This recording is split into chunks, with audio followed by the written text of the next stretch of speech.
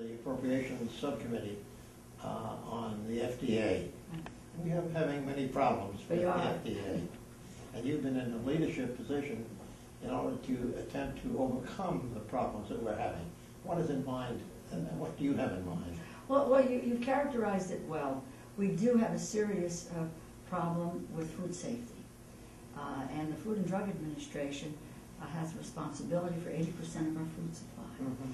And quite frankly, the FDA has not been doing its job, in my view, as a regulatory agency, and particularly with regard to food safety. I've characterized it and said this many times that food safety, I think, has been a stepchild of the FDA. So what I'm proposing to do, and we have over the last year and a half, we've seen the foodborne illness as a result of lettuce and spinach, and then the thoughts about tomatoes and peppers, and now peanut butter or peanut products, and where we've had 9 people who have died from contaminated food. Cashews. That's right, and thousands who were either hospitalized or sick. So we need to do something. My view is that let us bifurcate the responsibilities of the FDA: food safety, drug and device safety. Let's create 2 separate agencies, still under the jurisdiction of Health and Human Services, but 2 separate agencies. One whose focus would be on food safety, one who would deal with drugs and devices. The President would nominate the commissioner of each of the agencies. The Senate would confirm, but it would be standalone. It would have its own budget, and would be able then to focus singularly on the issues that we're facing with regard to food safety. In addition to that, I think what's important is today there really isn't a real infrastructure within FDA to prevent foodborne illness, rather than just react to it. So this is furthermore what we're suggesting, that in addition to traceability requirements, mandatory recall requirements, that we build an infrastructure that says, let us identify the foods that are of greatest risk. Yeah. From there, let's work with industry to determine what the performance standards are, what the tolerances are. And we need to do this with industry, because we're not in the food business here.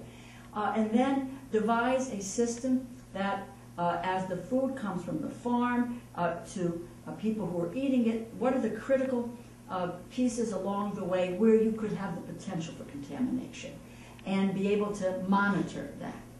Let's also take a look at the facilities that are of the greatest risk, and then design an inspection regimen around that, rather than willy-nilly here, there, and you don't know where you're going to find out what the cause of the problem is. But you are also confronted, and the American consumer is confronted with materials that are coming in from abroad. Yeah, absolutely. And there is absolutely right. no, it does not seem to be any method of controlling some of these substances, like things that are coming in from China. That's right. No, it's very, very true. And what we don't have at FDA is what we call equivalency standards. That we get a product from China but it doesn't have the same kind of standards that a similar type product would have in the United States. So once again, if there's no rhyme or reason, there's no system in place. And the legislation that we would propose would deal with foreign imports as well, and how we needed to set up those standards, an inspection regimen for their facilities in another country. How do you overcome the opposition from perhaps Republicans who are going to say, well, this is another layer of bureaucracy? Well, I think what we're finding, we're in a new environment. I've been working at this for a lot of years. I know you have. And but we're now seeing, and what is interesting, the mindsets that are changing. As a number of my colleagues, and on a bipartisan basis, are beginning to say, my God, we have got to do something. We don't have procedures in place. But what is really very interesting is industry. I've talked to people who are the Western growers. Mm-hmm. I've talked to people in the peanut industry. They've come to me saying, we need to have mandatory federal enforceable standards. Now, you know as well as I do, you rarely get that kind of a request. That's right. So industry, because what we're doing, what's happening with regard to FDA, is that we're putting public health at jeopardy, which is the most Right. important piece, but we're also putting industry at jeopardy. The spinach market has not come back. It's never come back to what they were doing before. You talk to peanut farmers, peanut growers, they're in very difficult shape. The people in Florida with tomatoes. So that we are hurting industry as well as we are putting the public health at jeopardy. I used to come out of, before I came to Congress, I was in the food business. All right, oh my God, all right, you can be helpful here.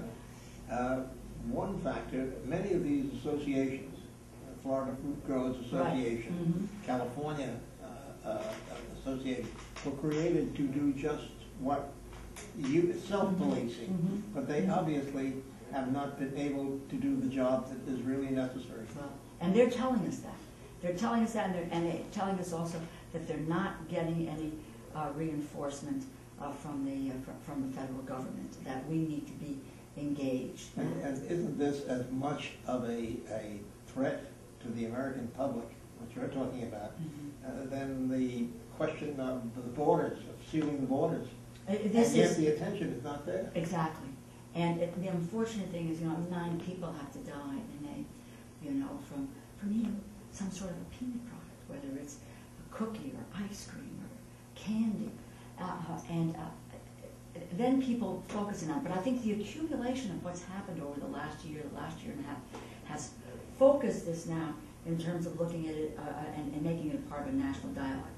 I'm optimistic in a new head of the FDA, a new secretary at HHS, a new administration, quite frankly, that said that the food safety issue is an important one and we need a thorough review. The president has assigned a food working group, but it needs to become much, much, much more part of the national discourse, and it needs to be a much higher priority on doing something about it. The American people are really fortunate to have someone like you in the leadership of this type of fight. You certainly have risen to positions of great importance here in the Congress, and it is a great credit to you that you're taking this cause as a very personal one. Thank you. And as you know, you've served in this body, and we're blessed to have the opportunity to serve, and its greatest strength, its potential to try to help to make a difference and to create opportunity. And you know that certainly from your service, and I've come to know that. And so, as I say, we need to be involved. One of the purposes of our CWTV is the idea of bringing Congresses throughout the world together. No, I love it.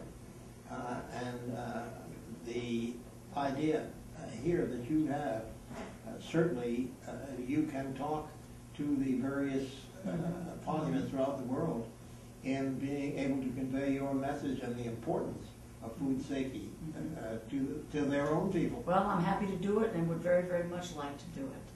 And there's some things that some can tell us. You've got a number of countries, and particularly European countries, that do have a single food agency. All of the food safety activities are in one agency, and that seems to be working. I mean, I think we can really learn, from others about how to deal with some of these problems. Well, Madam Chairman, I'm so happy to have the opportunity of talking with you, and hope we can do a program in the studio to give really greater interest in the whole idea. I'd love to do it. Thank you so much. Thank you. Thank you.